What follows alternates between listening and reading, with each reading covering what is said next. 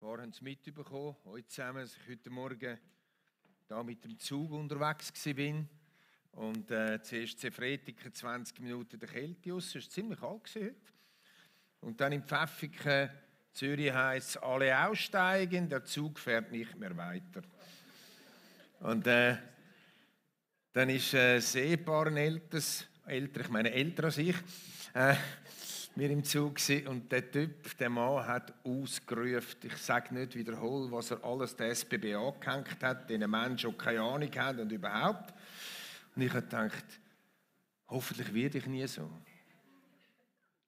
Wie willst du alt werden? Das ist meine letzte Frage dann heute Morgen von der Predigt. Ist mir gerade so ein Sinn, weil ich denen begegnet bin. Ist lauthals im Zug ausgestiegen und hat nicht mehr aufgehört, zu schimpfen wie ein Rohrspatz über die anderen. Dabei, wenn wir uns mit den deutschen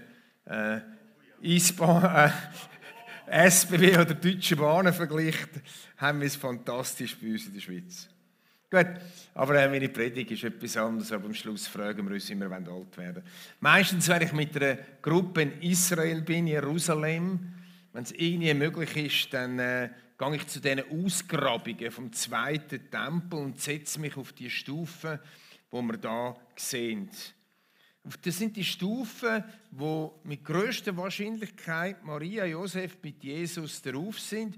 Die Stufen sind speziell beim Tempel, sind nämlich so asymmetrisch, hat eine lange Stufe, eine kurze und eine lange. Wissen Sie warum? Dass man nicht rennen kann, nicht schnell laufen kann, dass man sich konzentrieren muss. Man geht schliesslich ins Heilige in den Tempel. Und immer wenn ich dort sitze mit der Gruppe, dann kommen mir immer zwei Menschen in den Sinn. Und mindestens über die eine von diesen zwei Personen muss ich dann reden.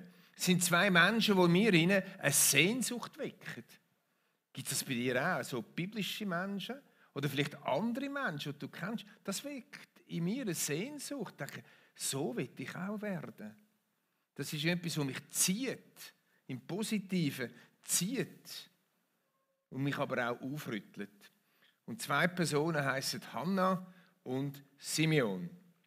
Wir machen eine Reise, Bethlehem, Jerusalem, ums Jahr 0. Die allermeisten Menschen, insbesondere die Intellektuellen und die religiösen Eliten, die haben ganz lange schon gewartet auf den Messias, dass er endlich kommt.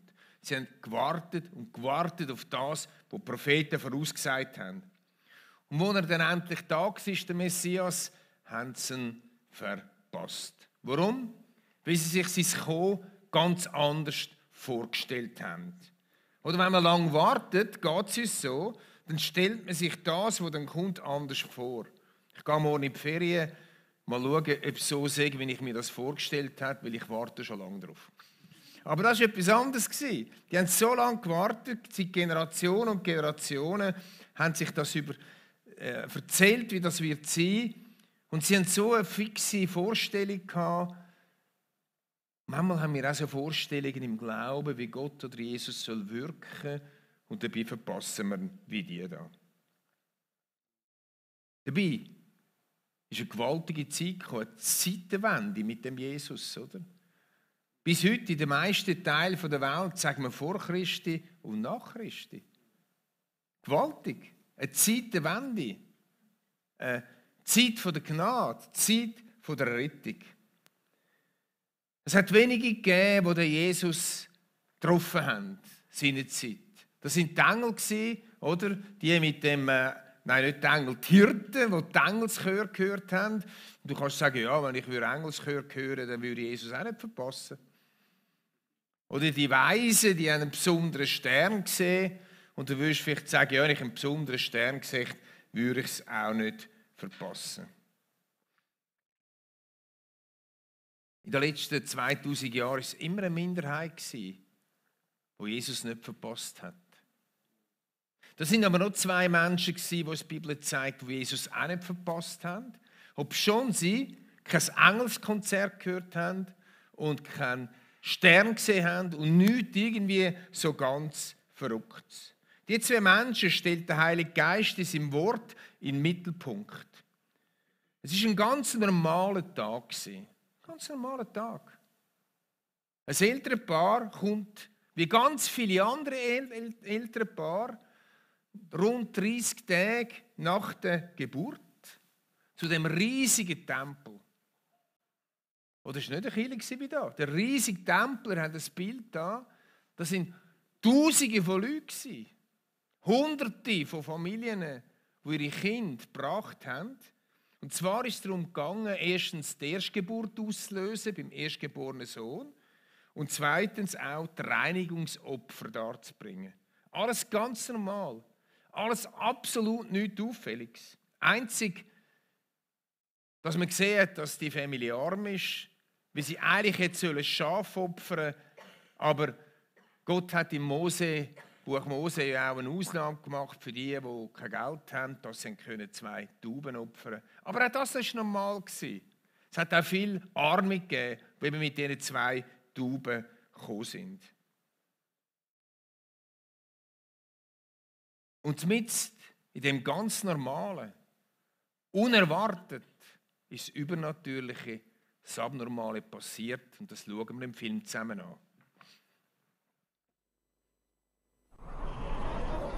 Als die Zeit vorüber war, in der laut dem Gesetz von Mose eine Frau nach der Geburt als unrein gilt, brachten Josef und Maria das Kind nach Jerusalem, um es dem Herrn zu weihen. Denn im Gesetz des Herrn heißt es, jeder älteste Sohn und jedes erstgeborene männliche Tier sollen dem Herrn gehören. Gleichzeitig brachten sie auch das vorgeschriebene Reinigungsopfer für Maria dar. Man musste 2 Turteltauben oder 2 junge Tauben opfern. Damals wohnte in Jerusalem ein Mann namens Simeon. Er lebte nach Gottes Willen, hatte Ehrfurcht vor ihm und wartete voller Sehnsucht auf den Retter Israels. Der Heilige Geist ruhte auf Simeon und durch ihn wusste er, dass er nicht sterben würde, bevor er den Christus, den vom Herrn gesandten Retter, gesehen hätte. Vom Heiligen Geist geführt, war er an diesem Tag in den Tempel gegangen. Als Maria und Josef ihr Kind hereinbrachten, um es wie im Gesetz vorgeschrieben Gott zu weihen, nahm Simeon Jesus in seine Arme und lobte Gott. Herr, du hast dein Wort gehalten. Jetzt kann ich, dein Diener, in Frieden sterben. Ich habe es mit eigenen Augen gesehen. Du hast uns Rettung gebracht. Die ganze Welt wird es erfahren. Dein Licht erleuchtet alle Völker, und deinem Volk Israel bringt es Größe und Herrlichkeit. Maria und Josef wunderten sich über seine Worte. Simeon segnete sie und sagte dann zu Maria, Gott hat dieses Kind dazu bestimmt, die Israeliten vor die Entscheidung zu stellen, ob sie zu Fall kommen oder gerettet werden. Durch ihn setzt Gott ein Zeichen, gegen das sich viele auflehnen werden. So zeigt er, was in ihrem Innern vor sich geht. Der Schmerz darüber wird dir wie ein Schwert durchs Herz dringen. An diesem Tag hielt sich auch die alte Prophetin Hannah im Tempel auf, eine Tochter von Phanuel aus dem Stamm Asser. Sie war nur 7 Jahre verheiratet gewesen, seit langer Zeit Witwe und nun eine alte Frau von 84 Jahren. Hannah brachte ihre ganze Zeit im Tempel zu. Um Gott zu dienen, betete und fastete sie Tag und Nacht. Während Simeon noch mit Maria und Josef sprach, trat sie hinzu und begann ebenfalls Gott zu loben. Allen, die auf die Rettung Jerusalems warteten, erzählte sie von diesem Kind.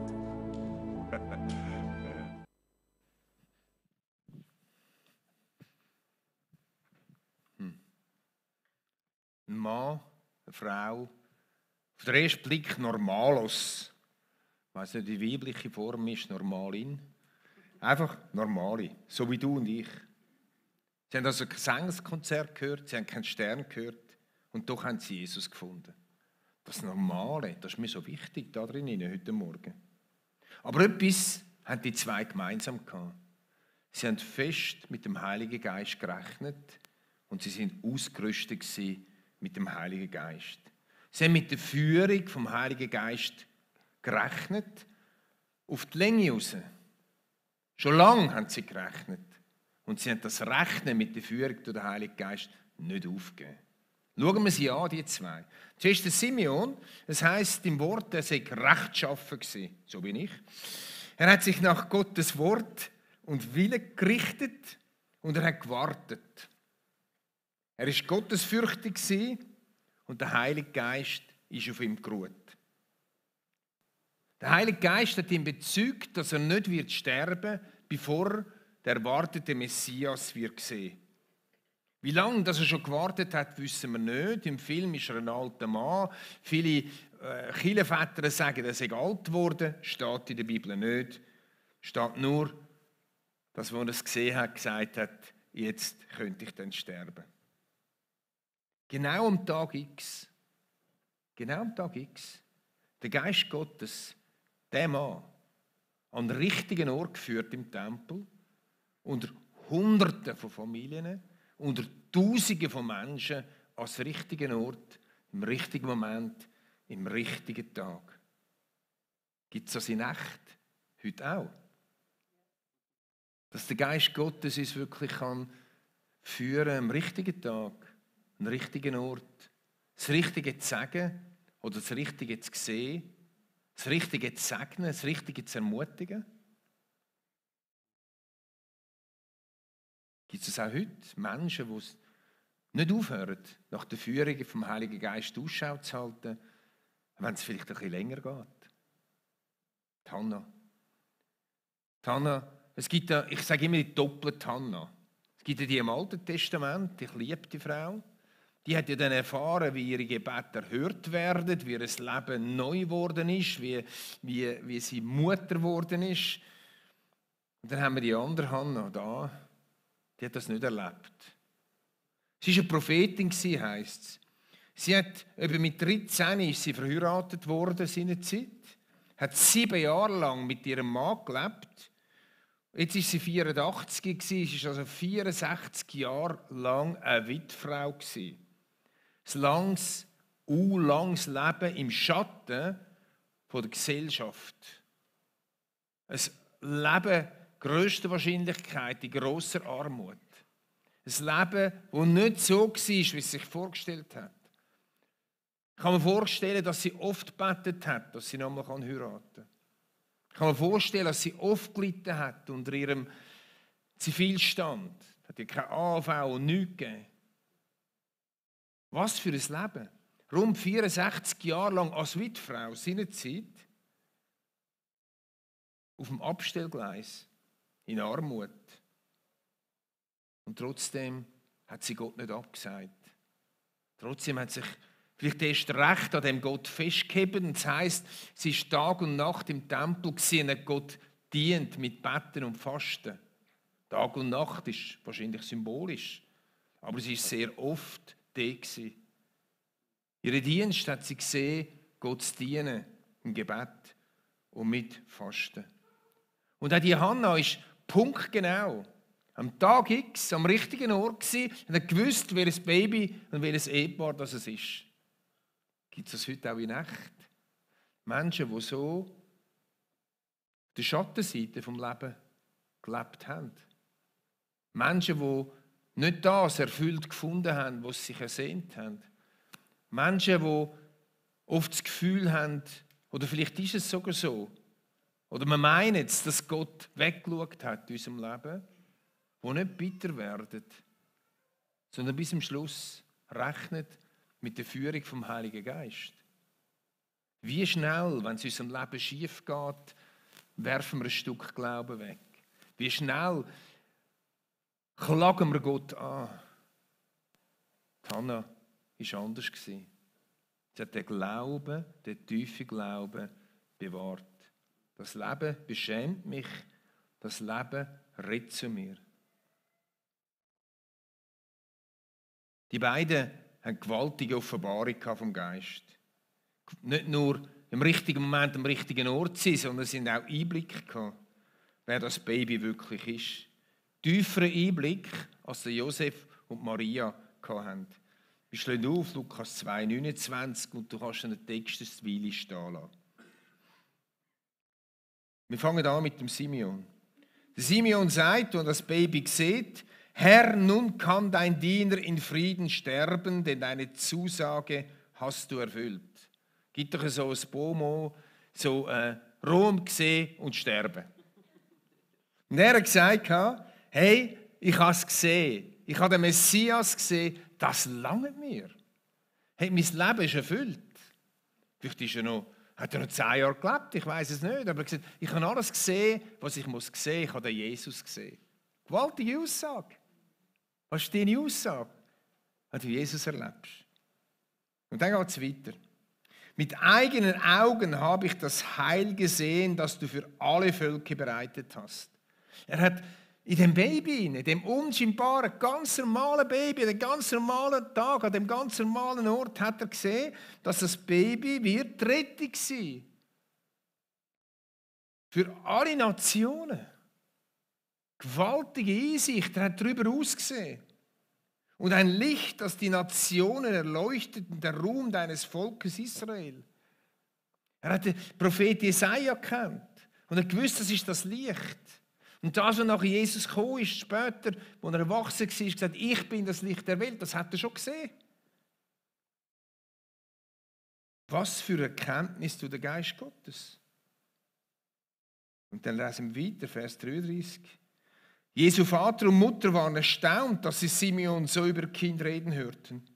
Simeon segnete sie und sagte zu Maria, der Mutter Jesu, er, das Kind, ist dazu bestimmt, dass viele in Israel an ihm zum Fall kommen. Er hat vorausgesehen durch den Geist, dass viele werden zu Fall kommen, weil sie Jesus verleugnen und ablehnen. Und viele durch ihn aufgerichtet werden. Er hat gleichzeitig gesehen, wie viele werden in ihrem Leben aufgerichtet werden, weil sie ihn erkennen. Er wird ein Zeichen sein, dem widersprochen wird, so sehr, dass auch dir ein Schwert durch die Seele dringen wird. Aber dadurch wird bei vielen an den Tag kommen, was für Gedanken in ihren Herzen sind. Was für Erkenntnis über Jesus. Was für Erkenntnis hast du über Jesus? Wer ist der Jesus wirklich im tiefsten für dich? Und jetzt schauen wir noch, was Hannah gesagt hat. Vers 38. Es heißt, auch sie trat jetzt zu Josef und Maria. Voller Dank pries sie Gott. Und zu allen, die auf die Erlösung Jerusalems warteten, sprach sie über dieses Kind. Können wir uns vorstellen? Nochmal, normaler Tag, Hunderte von Familien, Tausende von Leuten. Und Hannah, die alte Frau, 84, nicht mehr ganz buschbar ausgesehen vermutlich, nicht mehr so knackig, die war im Tempel, eine bisschen kurlige, schrullige Frau und hat angefangen zu allen reden und gesagt, das ist ihn, das ist ihn, das ist ihn. Hey, das ist ihn, das ist der Messias, das ist der Messias. Die hat es ein bisschen zum Aff gemacht. Ja? Die Leute denken, wenn Sie sich das vorstellen, wir stellen uns das immer alles so heilig vor, oder? Aber das war Business as usual in diesem Tempel, oder? Und sie hat so tief in ihrem Herzen gewusst, was es ist und dass alle rundherum haben müssen wissen. Und vielleicht war ihre Aussage so überzeugend gewesen, dass ihr Zeugnis durchgekommen ist. Und zu allen, die auf die Erlösung Jerusalems warteten, sprach sie über dieses Kind. Vielleicht hat das, was ich bis jetzt geredet habe, schon zu dir auch geredet. Aber werden wir einmal ganz konkret mit ein paar Fragen. Die erste Frage ist, wer ist Jesus für dich? Wer ist er wirklich? Was bedeutet dir Jesus? An ihm, Freund, scheiden sich Geister. Du kannst mit Menschen über Gott reden und über alles. Letztens kommt ein Bärli zu mir, fragt nach dem Gottesdienst, können wir mal vorbeikommen? Sind sie vorbeikommen? Der hat gesagt, ich kann einfach nichts anfangen mit dem Jesus. Geht mir einfach nicht rein. Der Gott ist okay, aber ich kann nichts anfangen mit dem Jesus. Einfach nicht. Meine Brut hat mir alles erzählt, mein Schwiegervater zugehört, hat mir alles erzählt. Ich kann nichts anfangen mit dem Jesus. Bei Jesus scheiden sich Geister. Über Gott kannst du mit ganz vielen Leuten reden und wenn es zu Jesus geht, wird es komisch. Das ist das, was der Simeon gesehen hat, im Prophetischen, dass sich da Geister scheiden und den Weg trennen. Was bedeutet dir, Jesus zu kennen? Ist es auch genug? Ist es auch genug, wenn du Jesus kennst? Die zweite Frage ist, glaubst du noch, dass der Heilige Geist auch dir Wahrheiten offenbaren kann? Dass auch du kannst prophetische Gedanken haben. Vielleicht denkst du, ich habe es mal versucht, das hat nicht geklappt. Andere denken, ja, also ich nicht. Nein, mit meinem Leben. Nein, ich nicht. Nein, da bin ich. Da. Das sind die da oben stehen, oder? Nein, ich nicht. Nein. In meinem Alter noch nicht oder in meinem Alter nicht mehr. Freunde, haben wir es nicht erwartet, erleben wir es auch nicht. Könnte es sein, dass der Heilige Geist schon ganz viel zu uns geredet hat, aber wir es gar nicht gehört haben? Ich meine nicht, dass du zu den Leuten gehen und sagen, so spricht der Herr. Gott hat mir gezeigt. Das machen wir ganz normal. Aber wenn du hörst vom Heiligen Geist, jemandem anzurufen, oder du denkst, das könnte der Geist Gottes sein, warum machst du das nicht? Kann gar nichts mehr passieren, als der andere sagt, ist jetzt schön, läutest du wieder mal. Nein, mir geht's gut. Ist okay. Ja, das nächste Mal wieder probieren. Wir gehen so schnell auf. Ich habe mir überlegt, jetzt gerade für die Predigt, ob ich die zwei auch einmal schon gegangen sind, wie sie gedacht hat, now is the time. Dann haben sie gemerkt, das war nicht. Ja, wir müssen uns mal vorstellen. Vielleicht sind sie schon 5, 6 Mal gegangen und dachten, das ist ein Baby. Dann sind sie geschaut und dann haben sie gemerkt, nein, ist es doch nicht. Muss einen anderen Tag gehen. Freunde, wer nicht rechnet mit der Führung durch den Heiligen Geist, einmal punktgenau, der wird sie nicht erleben. Der wird sie verpassen. Apostelgeschichte 2,17 gibt doch Grundlage dafür. Am Ende der Zeit, so sagt Gott, werde ich meinen Geist über alle Menschen ausgießen, alle, die Christus angenommen haben. Dann werden eure Söhne und eure Töchter prophetisch reden. Da wird der eine schon geschmaucht, wenn sie hören, prophetisch reden. Da kommt dann in den Sinn, wie sie vielleicht schon irgend so etwas gehört haben, wo dann ein bisschen abgedreht war. Kann sein. Da gibt es schon noch verschiedene Pflänzchen, gell? Ja. Die Jüngeren unter euch werden Visionen haben und wir älteren Freunde haben Träume. Ich bete fast jeden Abend, wenn ich ins Bett gehe, für Träume von Gott. Träume tue ich viel. Aber hat man so einen totalen Kabis. Aber eine Zeit lang habe ich ab und zu so einen bedeutungsvollen Traum gehabt, schon seit ein paar Jahren nicht mehr. Jetzt könnt ihr ja aufhören, dafür beten, oder? Das ist jetzt vorbei. Jetzt Gott hat abgestellt bei mir, oder? Nein, nicht abgestellt. Ist nicht vorbei. Ich bete weiterhin, dass ich bedeutungsvolle Träume habe, weil da innen steht es.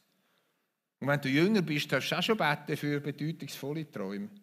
Das macht gar nichts. Aber wir Eltern, da ist eine besondere Verheißung drauf. Bei Jüngeren heisst es aber auch, dass sie prophetisch werden reden. Alle, die Jesus nachfolgen. Unabhängig von Stand und Alter. Du bist nicht zu jung, du bist nicht zu alt. Ganz ehrlich, hast du aufgehört, damit zu rechnen? Ich merke, wie das... Jetzt schockiere ich euch, ich weiss. Wie das ich manchmal gar nicht so damit rechne. Im Alltag, oder? Ich habe die Frau, die ich im Park getroffen habe bei uns, ist wunderbar. Aber es ist dann jetzt ein Alpha-Kurs gekommen und alles, oder? Meine Frau trifft sie einmal im Monat, macht Gespräche mit ihr und so weiter. Alles hat angefangen, dass ich im Park auf eine Frau zugegangen bin und gesagt, wie es ihr geht. Aber wenn du jemanden im Park fragst, wie es ihr geht, dann musst du Zeit haben. Nicht einfach wieder Ami. How are you? Weißt du, ich sehe, als ich in Amerika war und alle haben gesagt, how are you? Und ich kann immer eine Antwort geben. Aber ich sage, oh yeah, oh, it's okay today, not too... Entschuldigung, das interessiert dich gar nicht. Ja. Dann habe ich sie wieder gehen lassen und dann hat mir der Geist Gottes gesagt, weißt du was, jetzt hast du einen Fehler gemacht, du musst mit ihr beten. Dann habe ich gesagt, okay, ich gehe noch mal spazieren in den nächsten Tagen. Und wenn sie wiederkommt, dann weiss ich, jetzt, tatsächlich, sie ist wieder gekommen. Und so hat alles angefangen. Hey Freunde, so spannend das Leben mit Gott. Aber manchmal müssen wir ein bisschen warten. Manchmal muss man etwas aushalten. Ich möchte dich ermutigen. Ich will, dass du eine Sehnsucht bekommst durchs Leben von diesen zwei Typen da. Von diesen Normalos. Sehnsucht. Offenes Herz. Offene innere Ohren. Offene Augen. Und du wirst es erleben. Ja, und jetzt kommt eben noch die Frage, wie willst du alt werden?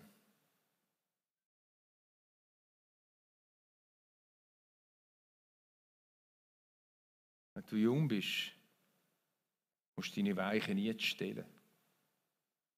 Jetzt kommt es darauf an, wo du dich verwurzelst, wie du alt wirst. Jetzt kommt es darauf an, wie du über alte Menschen denkst. Ob ich einfach der alte weisse Mann sage für dich, der eh noch die AHV von dir nimmt, oder? Pensionkasse plündert, weiss ich was.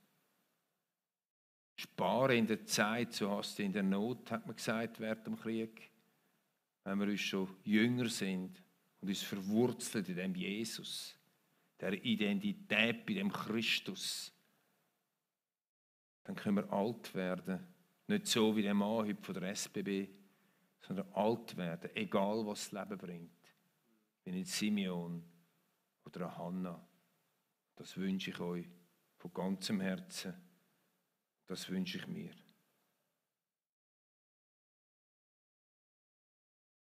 Jetzt möchte ich, dass wir aufstehen fürs Gebet. Wer nicht lange stehen kann, kann auch sitzen bleiben.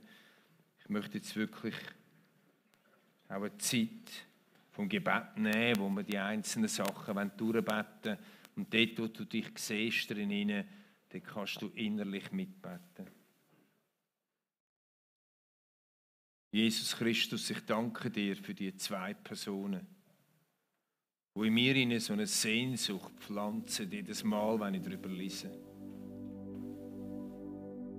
Und du fragst heute Morgen, wer ist Jesus für dich? Du hast schon deine Jünger gefragt, seine Zeit in Caesarea Philippi, wer sagen die Menschen, dass er meint, dass ich bin?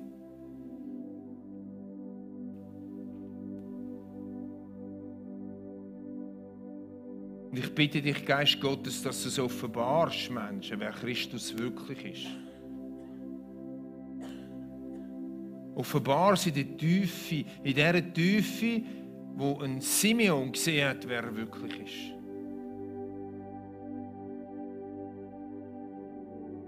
Also wir können sagen, er ist das Licht der Welt.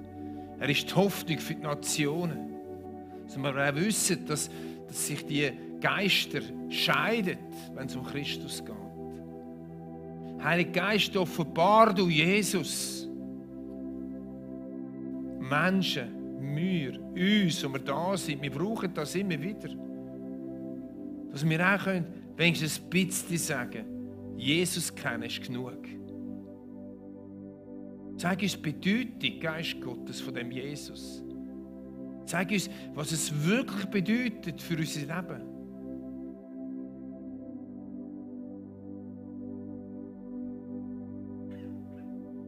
Jesus, ich bete für die Menschen, wo ihr Glauben ausgetrocknet ist. Weil Sachen passiert sind, wo sie verbittert sind. Durch andere Gläubige, durch Schicksalsschläge, durch nicht erfüllte Gebete. So wie die Hannah. Menschen, die ein Hannah-Leben haben, wenigstens Spur weit. Ich bete für sie, dass sie nochmal ihre Hände ausstrecken können und nochmal glauben, dass du sie führst und inspirierst durch deinen Geist. Ich bete, dass dort, wo Bitterkeit und Enttäuschung und Resignation eingezogen ist, das wieder weicht.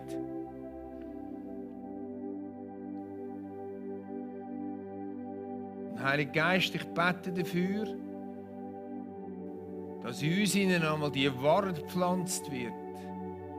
Dass jedes von uns, wo Jesus angenommen hat, jedes von uns, wo Christus nachfolgt, darf rechnen mit dir. Du führst, du leitest. Herr, schenk uns Bescheidenheit drin und trotzdem das Ausstrecken. Schenk uns offene Ohren, innere Ohren. Schenk uns offene äußere und innere Augen. Lass uns nicht müde werden. Es macht mich traurig, wenn ich denke, wie viel das wir verpassen. Auch eine Bestätigung für unseren Glauben. Es macht mich traurig, wie wir im Westen so im Moment leben und im Sichtbaren. Ich bete, dass in dieser Kirche Menschen aufstehen, die auf eine gute Art und Weise uns challengen. Nicht überfromm, aber geerdet und trotzdem erwartend und ausstreckend.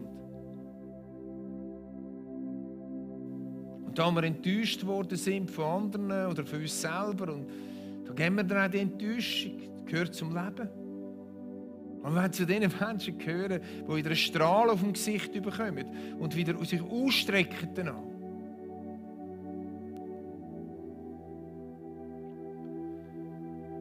Steht in deinem Wort, dass junge Menschen werden prophetische Worte haben. Und es steht in deinem Wort, dass alte Menschen werden bedeutungsvolle Träume haben. Nehmt dich beim Wort Allmächtigen. Wir nehmen es für uns. Das Wort aus dem Joel, der Apostel, nochmal wiederholt. Und sagt, ja, es geschieht in unserer Mitte. Ja, und es geschieht in unserem Leben. Nicht zum Bluffen, sondern dass wir erkennen, mit dem wir erkennen können dienen. Herr, es macht mir Angst, dass so viele Menschen bitter werden aufs Alter. Ich finde es traurig, dass es so viele verhärmte ältere Menschen gibt, die nur noch Angst haben, dass man im Pflegeheim landet. Angst haben vor weiss ich was alles. Junge Menschen, die sagen, so will ich nie alt werden. Herr, hilf uns Eltern, dass wir ein Vorbild sein können, in einer Fröhlichkeit, im verwurzelt sind in dir, Christus. Ich bete für die Generationen, die unter uns sind, dass sie jetzt Wurzeln schlagen können, die dann eben verheben. Jetzt das Vertrauen üben können.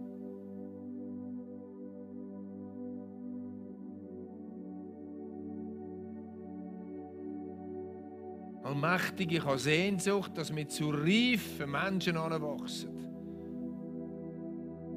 Reife Jesus-Freunde. Reife Heilige Geist-Freunde. Reife Brüder und Schwestern untereinander.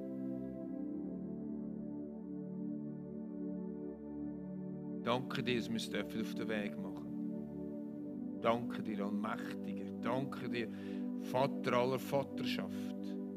Danke dir, Jesus, du Erlöser. Ich danke dir, Heiliger Geist, der uns überrascht und führt und leitet. Amen.